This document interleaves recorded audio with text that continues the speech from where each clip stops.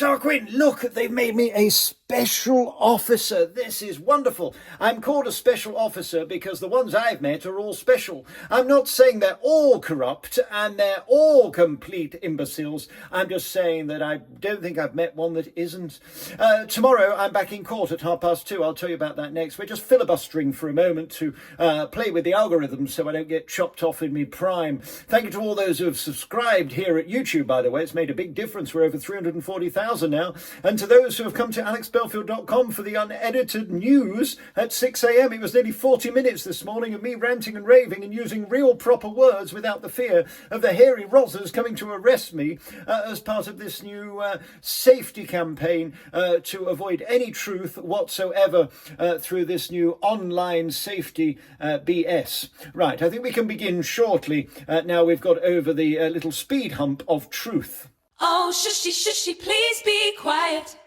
This tippy-tappy gobshitery ain't for you. Alex Belfield's voice of reason. Hello, Chunky. Just a quick one for a Wednesday evening. We are live and alive across the world. We've learnt that if we just do padding and talk a bit of nonsense for a minute or two, this actually gets shown. If not, you just end up being seen by a load of dinghy divers that don't speak English. Great day today, by the way. 500 of them have arrived, which I think is absolutely marvellous, bearing in mind that they're getting free gym now, on top of everything else with their Xbox and their 3 hot meals a day and their underfloor heating and showers in their 4-star hotels. I think our hospitality here is second to none. In the news in the morning, I'll be telling you about Donald Trump, who not only has agreed with us that sick dick in our capital is an imbecile, but also he doesn't like Jeanette McCranky Sturgeon either. It seems we're aligned on so many of our opinions. It is quite remarkable. It was sad today to see the sights in Birmingham of Ozzy being laid to rest as Sharon and the kids came out of the car just devastated. It is a very sad time. Thin Lizzy lost a member as well. It is a really unbelievable time when we're questioning who is going to be left. Do we really want to see Justin Bieber in 20, 30 years' time? I think not. Would we really want to see the pearl necklace wearing Sam Smith in 4 decades' time? I certainly do not. Tomorrow I'm in court, by the way. We're just filling, by the way. This is what we're doing, desperately filling just to get through the algorithms of distaste since this figure 179 in the new harms bill, which protects you from the truth. That's not protecting children from going on the Tug TV, because we know they just need to go on a VPN and they'll get there anyway.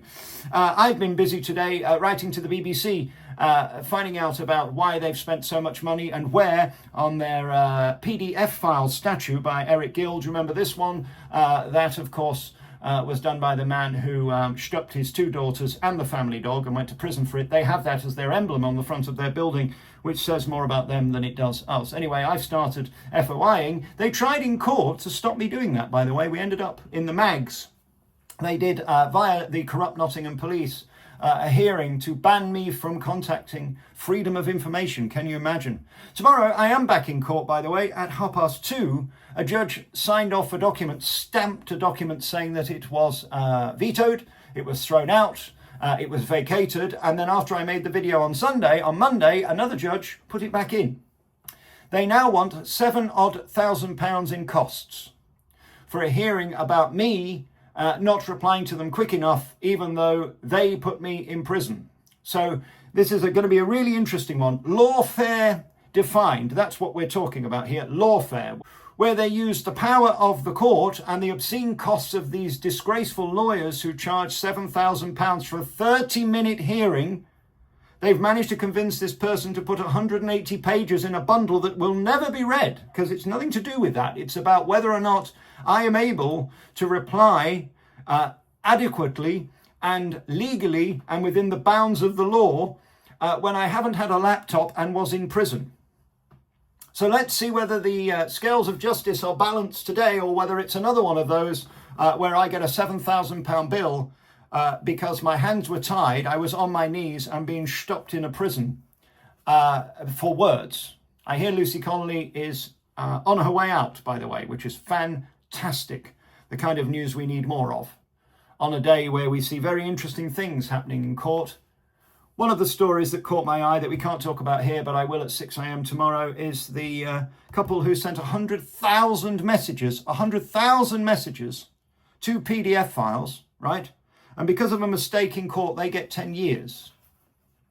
I'll tell you about that in the news tomorrow. I got 5.5 years for words, no violence, no sex, no drugs relation, nothing involved that was fear of violence, none of that. I got 5.5 years for 100,000 messages involving PDF files. If you know what I'm saying, we have to be very careful. They get 10 years. So that's the country we live in. I like this. Jim sent me this, by the way, a little thing. Did you see on the plane today? It was fantastic. Trump has now left. He's gone back and he's put them all in their place, which I think is wonderful. Who can we trust when we find out? By the way, this is the news tomorrow. That's what it looks like. It's just keywords. I get to a little bit of it. The rest, we just sit and chat about what they're trying to cover up. How can we trust the police?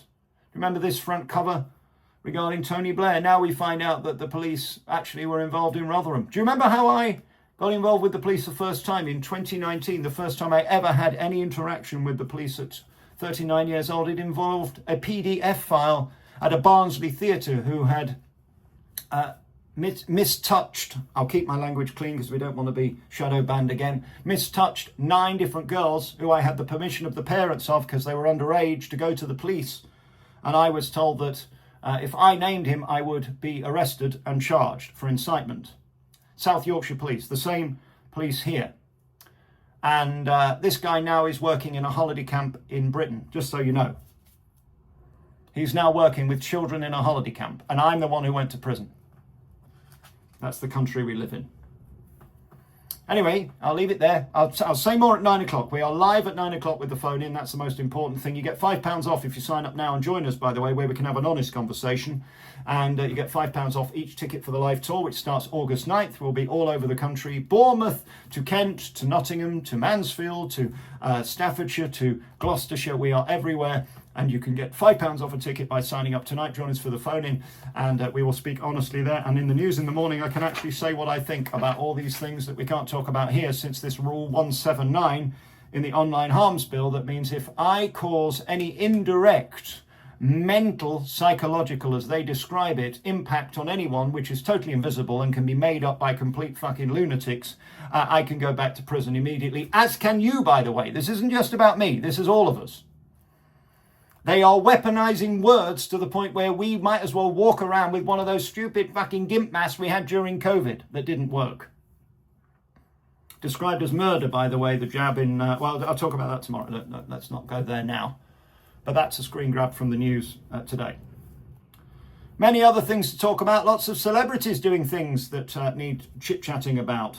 And I will get to that tomorrow, but not on here, because we might have some more hurty feelings. And who knows what the boo-hoo crowd will say if oh, yeah, my feelings. Back to the pokey. Right, I'll let you know what goes on with my court case tomorrow at 2:30, when I am going to be dragged in front of a judge to find out whether I can be blackmailed into giving £7,000+ costs for a hearing that was already cancelled by a judge and overruled by someone else, which apparently is completely unprecedented. Welcome to Britain, Lawfare 2025. I shall see you live at 9 with the phone in tomorrow morning from 6 at alexbelfield.com. Ta-da, Lars. He's talking about when he's still boasting about 40 new hospitals is beyond me, but that's not why you rang in. Anyway, that's not why you called. Peekaboo, Tarquin. Welcome to Blackpool. We're in Blackpool, the North Pier.